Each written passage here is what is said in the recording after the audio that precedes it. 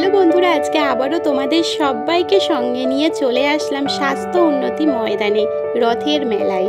আজকের মেলা হচ্ছে অন্তিম মেলা। অন্তিম সন্ধ্যায় পৌঁছে গেছি মাঠে।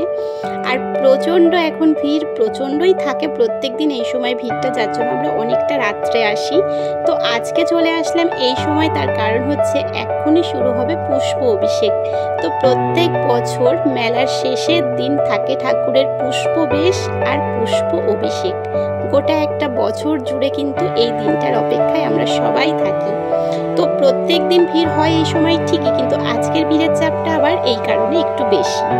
আর যেহেতু শেষের দিন, সেই জন্য একটু ভিড়টা অবশ্যই বেশি থাকে।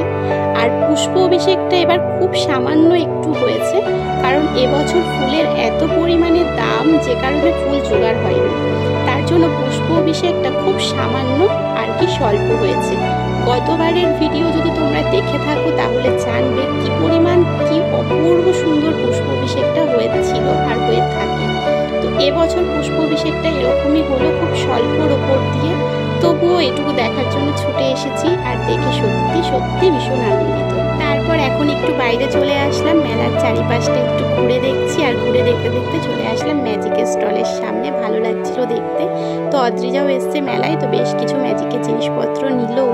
আর আমি এখানে এই যে বুটিকের কিছু জিনিসপত্র দেখছিলাম। এই চুড়িগুলো আমার এত লোভ লাগছিল, নিতে ইচ্ছে করছিল, কিন্তু ওই যে ব্যবহার করি না, ভালোবেসে কিনে নিয়ে যাই, তারপর ওই যে বাড়িতে পড়েই থাকে, তাই জন্যই আমি আর কিনলাম না। তো এদিকে পঙ্কজও চলে এসেছে, অদ্রিজারাও চলে গেল। চলো এবার মণ্ডপের ভেতরে আবার যাই।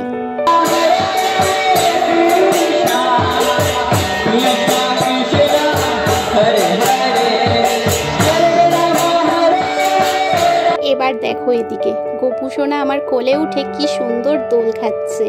গতকালকে যে জামাটা আমি ওর জন্য নিয়ে এসেছিলাম, সেই জামাটাই কিন্তু আজকেও পরেছে। আর ওর জামার রং আমার জামার রং পুরো সেম, লাল।